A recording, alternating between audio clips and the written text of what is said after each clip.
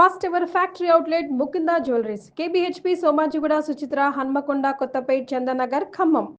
So మరికొన్ని గంటల్లో పాకిస్తాన్ మీద ఇండియా యుద్ధానికి దిగబోతుందనేటువంటి కదలికలు అయితే చాలా స్పష్టంగా కనిపిస్తున్నాయని అనేక వార్తా సంస్థలు చెప్తున్నారు. అలాగే నిఘా వర్గాలు కూడా చెప్తున్నటువంటి విషయాన్ని మనం చూసాం. అయితే ఇప్పుడు నిజంగా ఇండియా పాకిస్తాన్ మధ్య వార్ జరిగితే మన భారతదేశంలో ఏ రాష్ట్రాలకి ఎక్కువగా ప్రభావం ఉండే అవకాశం ఉంది, అలాగే పాకిస్తాన్ ఎంతవరకు తీవ్రంగా నష్టపోయే అవకాశం ఉంది, అదేవిధంగా ఒకవేళ అణుయుద్ధమే జరిగితే ఇండియాలో ఉన్నటువంటి ఏ ప్లేసెస్కి ప్రాబ్లం ఉంది, పాకిస్తాన్లో ఏ ప్లేసెస్ పూర్తిగా ఇబ్బంది పడే అవకాశం ఉంది. దీని గురించి డిస్కస్ చేద్దాం. మనతో పాటున్నారు రిటైర్డ్ ఆర్మీ ఆఫీసర్ కల్నల్ వివి రావు గారు. సార్ నమస్తే. నమస్తే సార్, అందరిలో కూడా ఒకవేళ ఇండియా పాకిస్తాన్ వార్ జరిగితే ఏదైతే బార్డర్లో ఉన్న స్టేట్సే ప్రాబ్లం అవుతాయా, లేదంటే మిగతా ప్రాంతాలు కూడా ఎఫెక్ట్ అయ్యే అవకాశం ఉందని ఒక డౌట్ ఉంటుంది. ఒకసారి మాకు వివరించే ప్రయత్నం చేస్తారు. అలాగే అణుయుద్ధమే జరిగితే ఎక్కువగా ప్రభావం ఉండేటువంటి ప్రాంతాలు ఏంటి? ఎస్, ఇది ఇండియా మ్యాప్. ఇక్కడ మనం చూసినట్లయితే ఈ గ్రీన్ కలర్లో కనిపిస్తుంది చూసారా, ఇది పాకిస్తాను, ఈ మిగిలినటువంటి ప్రాంతం అంతా కూడా ఇండియా. సో గుజరాత్, రాజస్థాన్, పంజాబ్, ఇప్పుడు ఇష్యూ ఉండేటువంటి ప్రాంతం జమ్మూ అండ్ కాశ్మీర్. సో ఏ స్టేట్స్కి ఎక్కువగా ఎఫెక్ట్ ఉండే అవకాశం ఉంది? మొత్తం ఒకటి చూడాలండి, యుద్ధం అంటూ జరిగితే అంటే ప్రాపర్ డిక్లరేషన్ అయ్యి యుద్ధం అంటూ జరిగితే మొత్తం భారతదేశం ఇన్వాల్వ్ అవుతుంది, దేశం అంతా ఇన్వాల్వ్ అవుతుంది. ఏ ఏరియా కూడా 2.5 వార్ అంటున్నాం, 2 వార్ అన్నది పాకిస్తాన్ చైనా అనుకుంటే ఆ 0.5 వార్ ఇండియాలో అంతర్గతంగా జరుగుతుంది. అది ఏ స్టేట్ అయినా కావచ్చు, ఎక్కడైనా ఏ విధంగా అయినా జరగచ్చు. అది respective state governments law and order issue అవుతుంది. వాళ్ళకి పారామిలిటరీ బలగాలు వాళ్ళకి హెల్ప్ చేయొచ్చు. అలాగే వాళ్ళ ఇంటెలిజెన్స్ గ్యాదరింగ్ ఇవన్నీ చూసుకుంటూ ఉండాలి. అండ్ నేషనల్ ఇన్వెస్టిగేషన్ ఏజెన్సీ చాలా కీలకమైన రోల్ ఉంటుంది ఇందులో. ఇంకా యుద్ధం అంటారా, ప్రస్తుతానికి యుద్ధం డిక్లేర్ అవ్వలేదు. యుద్ధం అన్నది డిక్లరేషన్ అనేది president of India emergency declare చేసి సైన్ చేస్తారు. దానిలో ఒక బ్లూ బుక్ అని ఉంటుంది, అంటే కొన్ని SOPs ఉంటాయి. దానివల్ల ఏంటంటే కంప్లీట్ స్టేట్ రిసోర్సెస్ అన్ని, అంటే విమానాలు కావనివ్వండి, అంటే మీకు IndiGo, air India, spice jet ఇటువంటి ఎయిర్లైన్స్ తోటి పాటు రైల్వేస్, స్టీమర్ నెట్వర్క్ మొత్తం అన్ని, రోడ్వేస్, ట్రక్స్, సివిల్లో ఉన్న ట్రక్స్ కూడా అన్ని గవర్నమెంట్ చేతుల్లోకి వస్తాయన్నమాట. కంట్రోల్లోకి తీసుకోవచ్చు. ఏ అవసరం వస్తే అది తీసుకోవచ్చు. ఇప్పటి వరకు అలాంటి పరిస్థితి ఎప్పుడన్నా వచ్చింది సార్? చాలాసార్లు మొబిలైజ్ అవ్వడం జరిగింది. 2001లో ఒకసారి అయింది.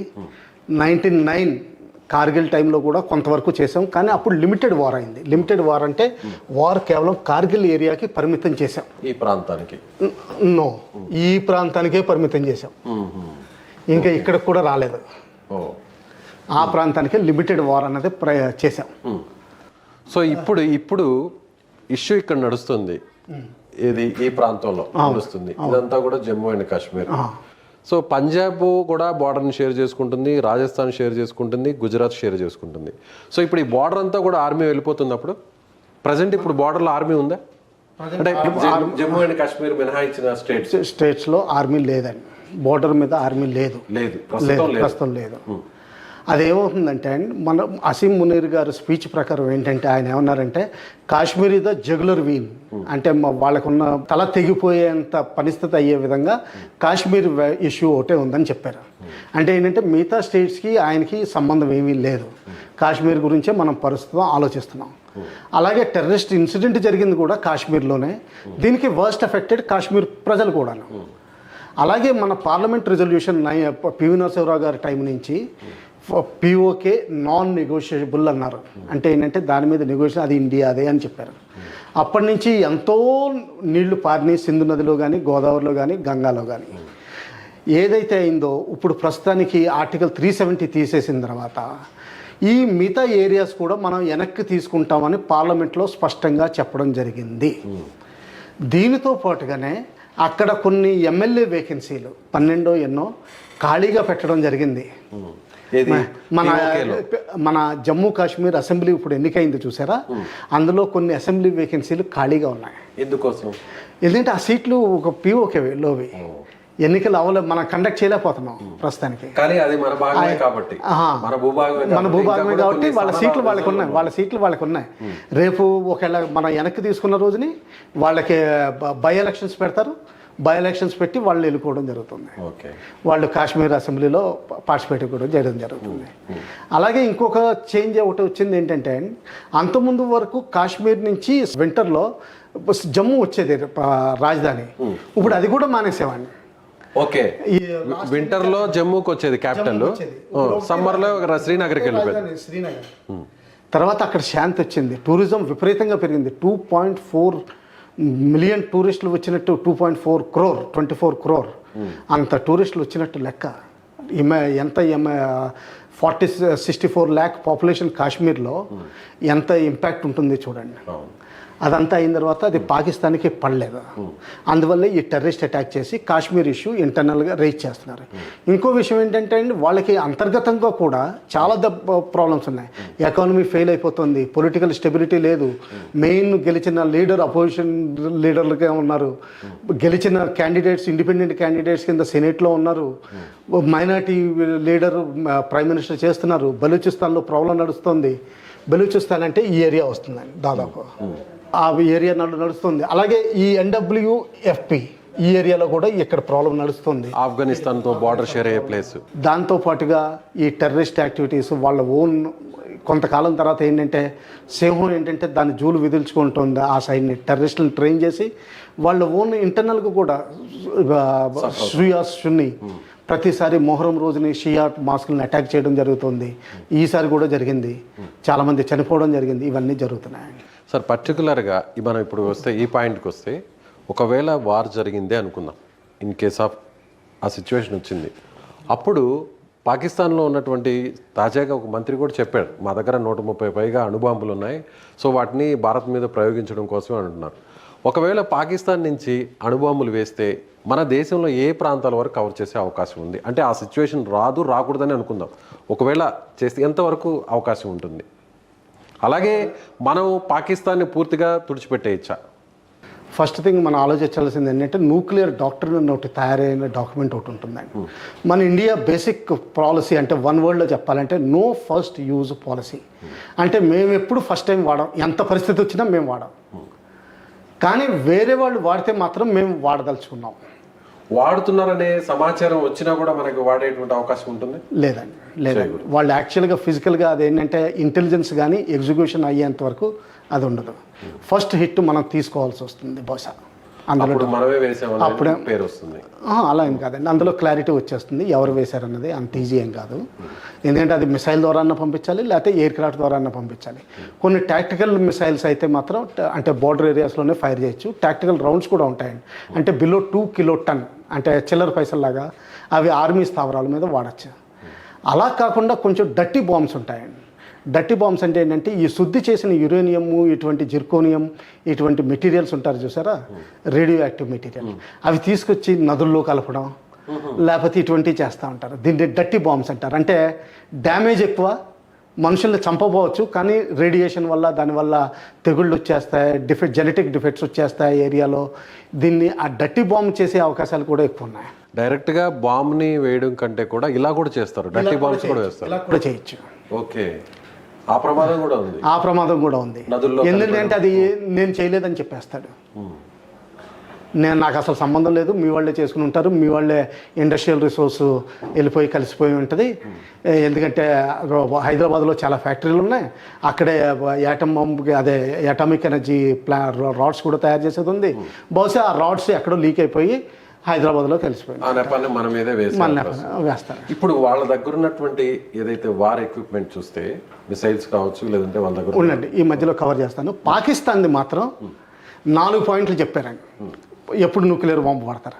ఫస్ట్ ఏంటంటే, ఇండస్ వాటర్ ట్రీటీ ఎవరైనా అబ్రిగేట్ చేస్తే అప్పుడు మేము వాడతామని చెప్పారు. ఈ విషయాన్ని ఎప్పుడు చెప్పారు సార్? వాళ్ళ డాక్టర్లో రాసిందండి, ఓపెన్ సోర్స్లో మొత్తం మీడియాలో ఉంది. రెండోది ఏంటంటే, కరాచీ పోర్ట్ని బ్లాక్ చేసి మమ్మల్ని వాణిజ్యం చేయకుండా మా వాణిజ్యం నిర్మూలిస్తే మేము అప్పుడు కూడా వాడచ్చనుంది. మూడోది ఏంటంటే, మా దాంట్లోంచి ఏ రాష్ట్రమైనా ఏ ప్రాంతమైనా సరే వేర్పాటు వాదంతో వేరే దేశం హెల్ప్ చేయాలని చూస్తే అప్పుడు కూడా మేము వాడతాం ఆ దేశం మీద ఉంది. ఇప్పుడు మనం గమనించాల్సింది ఏంటంటే, 2 నెలల క్రితం జరిగిన ఒక ట్రైన్ అంబుష్ ఇన్సిడెంట్లో పాకిస్తాన్ మన భారత్ హస్తం ఉందని చెప్తోంది. అది మన ఆఫ్ఘనిస్తాన్ ద్వారా చేస్తున్నామని వాళ్ళు చాలా అభియోగం మోపారు. సో ఆ విధంగా ఉంటుంది. ఇంకా నాలుగోది ఏంటంటే దీని థర్డ్ పాయింట్ ఇదే కొంచెం వేరుగా, దేశంలో ఏ ప్రాంతమైనా ఆ ప్రాంతం ఏదన్నది చెప్పలేదు. ఈవెన్ పిఓకే గురించి కూడా అనుకోవచ్చు, ఎందుకంటే కాశ్మీర్ ఆడదంటున్నారు, డైరెక్ట్గా చెప్పట్లేదు కానీ కాశ్మీర్ ఆడదంటున్నారు. కాశ్మీర్ పిఓకే మనం తీసుకుంటే కాశ్మీర్ మొత్తం వెళ్ళిపోయినట్టు లెక్క కదా, అంటే వాళ్ళ ప్రకారం వాళ్ళ భూభాగం వెళ్ళిపోయినట్టే లెక్క కదా. అంటే అది ఏ విధంగా ఇంటర్ప్రిట్ చేయాలనేది వాళ్ళు యాంబిగ్యూటస్గా అక్కడ వదిలేశారు. ఇది వాళ్ళ డాక్ట్రిన్. కానీ మనం మాత్రం ఒక్క విషయాన్ని చెప్పాం, ఎవరైనా మన మీద ప్రయోగించిన నో ఫస్ట్ యూజ్, మనం మాత్రం ఫస్ట్ వాడం. అది చాలా క్లారిటీతో ఉంది. ఇప్పుడు మిగతా టార్గెట్స్ అంటారా, అవి వాళ్ళు ఏ విధంగా ఎన్నుకుంటారు, స్ట్రాటజిక్ టార్గెట్స్ ఎన్నుకుంటారా, మొత్తం వాడచ్చు అంటారా, మొత్తం వాడడానికి అంత లేదు. ఎందుకంటే దాని డెలివరీ మెకానిజమ్స్ ఇవన్నీ బోల్డంత తతంగా ఉంటుంది. తర్వాత అంతర్జాతీయంగా అమెరికా కూర్చుందని, రష్యా కూర్చుంది, నాటో పవర్స్ కూర్చున్నాయి, బ్రిటన్ ఉంది. వాళ్ళంతా ఖాళీ చేతులతో కూర్చోలేదు. వాళ్ళు ఎప్పుడు ఈ పాటికే శాటిలైట్ ఇమేజరీ తోటి వీటితోటి అన్నీ గమనిస్తూ ఉంటారు. అలాగే చాలా వరకు టెక్నాలజీ వాళ్ళ కంట్రోల్లో ఉందండి. ఇంకా తర్వాత టాపిక్స్ ఏవి వాడతారంటే, ఇప్పుడు జమ్మూ కాశ్మీర్లో పాకిస్తాన్ వాడింది అనుకోండి, వాళ్ళకే హాని, వాళ్ళ ఓన్ రాష్ట్రంలో వాళ్ళు అనుకుంటున్నట్టుగా వాళ్ళ ఓన్ రాజ్యంలో వాళ్ళు వాడుతున్నారు. సో అది ఏ విధంగా వాడతారు, ఆర్మీ మీద వాడతారా కేవలం, లేకపోతే సివిలియన్ టార్గెట్స్ కూడా వాడతారా, లేకపోతే నేను అంటే నిండా ములిగాను, నేను ఎలాగా చస్తున్నాను, నిన్ను కూడా చంపేస్తాను అన్నట్టుగా వాడు వాడతాడా, అది కూడా ఉంటుంది. అలాగే వాళ్ళ దగ్గర ఉన్నటువంటి ఆ వెపన్స్ టెక్నాలజీ, ఇప్పుడు ఏదైతే మనం అనుకున్నామో ఈ న్యూక్లియర్ బాంబ్స్ని వేసే టెక్నాలజీ మన ఇండియాలో ఏ ప్రాంతాన్ని కవర్ చేసే అవకాశం ఉంటుంది? అది చెప్పలేమండి, ఎందుకంటే వాళ్ళ దగ్గర ఉన్న కొన్ని మిసైల్స్ ఉన్నాయండి. మీడియం రేంజ్ మిసైల్స్ ఉన్నాయి. మీడియం రేంజ్ మిసైల్స్ అంటే 1500 కిలోమీటర్లు. మీరు ఆటోమేటిక్గా ఆలోచించుకోండి, 1500 కిలోమీటర్లు అంటే మధ్యప్రదేశ్ సౌత్ వరకు వచ్చేస్తాయి. ఇంకొన్ని మామూలుగా విమానాల ద్వారా అంటే ఎక్కడికైనా వెళ్ళచ్చు. వాళ్ళ దగ్గర SLBMs మాత్రం, అంటే సబ్మెరీన్ లాంచ్డ్ బ్యాలిస్టిక్ మిసైల్స్ మాత్రం లేవు. ఎందుకంటే వాళ్ళ దగ్గర న్యూక్లియర్ కేపబుల్ సబ్మెరీన్స్ లేవు. ఒకవేళ చైనా ఏమన్నా అద్దెకిస్తుందా అది వేరే సంగతి. ఎందుకంటే కొన్ని రోజుల క్రితం కొన్ని రిపోర్ట్లు వచ్చినాయి, ఒక చైనా సబ్మెరీన్ పాకిస్తాన్ కరాచీ దగ్గర కొన్ని రోజులు హాల్ట్ చేసిందని. అటువంటిది ఏదైనా సైలెంట్గా వచ్చి వాళ్ళు ఏమన్నా అద్దెకిస్తారా అది వేరే సంగతి. ఈ ప్రస్తుతానికి వాళ్ళ దగ్గర ఉన్నటువంటి టెక్నాలజీ ప్రకారం చూస్తే, సో ఇదైతే ఈ సముద్రం నుంచి అయితే మాత్రం న్యూక్లియర్ బాంబుని వేసే అవకాశం లేదు. తక్కువ ఏదైనా సరే రూల్ అవుట్ చేయలేమండి, తక్కువ. సో ఏదైనా కూడా భూమి మీద నుంచి ఏదన్నా లాంచ్ చేయడమా, లేదంటే ఎయిర్ నుంచి లాంచ్ చేయడం వరకే ఉంది మనకి. అలాగే మామూలు సబ్మెరీన్లో కూడా అంతకుముందు 1971 వార్లో చూస్తే 1 నెల రోజుల నుంచి ముందర వచ్చేసి వైజాగ్ హార్బర్ బయట కూర్చుంది, PNS ఘాజీ అని. అటువంటి వాటిలో కూడా మామూలు తక్కువ రకం న్యూక్లియర్ వెపన్ పెట్టచ్చు, అందులో డౌట్ ఏం లేదు. కాకపోతే వాళ్ళ టార్గెట్స్ ఎంతవరకు అచీవ్ చేస్తారు, ఏమి అచీవ్ చేస్తారు. ఇంకోటి గమనించాల్సిన విషయం ఏంటంటే, ఈ పంజాబ్ ఏరియాలో ఉన్న వాటర్స్ అన్నీ ఆఖరుని ఇంతస్లోనే కలుస్తున్నాయి, సింధు నదిలోనే కలుస్తాయి. సింధు నదిలో కలిసిన తర్వాత వాళ్ళ agriculture complete Sindhu province, complete Punjab province మొత్తం ఎఫెక్ట్ అవుతుంది. సో మనం ఏదైనా చేయాలనుకుంటే కూడా దాన్ని ఈజీగా చేసేయచ్చు. డర్టీ బాంబ్స్ లాంటివి ఏదన్నా అది కూడా ఉందండి. ఈ డర్టీ బాంబ్స్ అన్నది ఏంటంటే, పాత యురేనియం కానీ సగం వాడేసిన డిప్లీటెడ్, ఎందుకంటే అటామిక్ పవర్ అందరి దగ్గర, వాళ్ళ దగ్గర కూడా ఉంది, చైనీస్ సపోర్ట్ తోటి తీసుకొచ్చింది. అందులో వాడిన డిప్లీటెడ్ యురేనియం ఉంటుంది చూసారా, దాన్ని ఒక విధమైన బాంబు కింద, పాయిజన్ కింద, రేడియేషన్ అది వదిలిపెట్టే విధంగా ఎక్కడైనా వదిలిపెట్టచ్చు. దానివల్ల ఏమవుతుందంటే ఆ ఏరియాలో రేడియేషన్ పెరిగిపోతుంది, జెనెటిక్ మ్యూటేషన్స్ వస్తాయి, చాలామంది గాయపడతారు. చెర్నోబిల్ గుర్తుపెట్టుకోండి, చెర్నోబిల్ ఎలాగైందో చిన్న చెర్నోబిల్ చేయాలని చూస్తారు, ఇన్ సింపుల్ వర్డ్స్లో. సో ఇంకొకటి స్ట్రైట్ క్వశ్చన్ సార్, పాకిస్తాన్ని అసలు మ్యాప్లో నుంచి లేకుండా చేసేటువంటి సామర్థ్యం మన దగ్గర ఉందా? సామర్థ్యం మీరు ఎక్కువ తక్కువ ఎందుకు అంచనా వేసుకుంటున్నారండి? మన సామర్థ్యం మొత్తం ఈ రోజున మళ్ళీ తిరిగి ప్రపంచాన్ని తీసుకునే సామర్థ్యం మన దగ్గర ఉంది. అది ఏ విధంగా చేస్తామన్నది వేరు. విశ్వగురువు మనం, విశ్వగురువు అయినప్పుడు మన ప్రపంచమే మన చేతుల్లో ఉంటుంది. సో అది పాకిస్తాన్ అన్నది కేవలం మనం అసలు ఇప్పుడు లెక్క పెట్టని దేశం ఈ రోజుల్లో అవసరం లేదు. మనం already 3rd economy, world's largest economy అయ్యాం.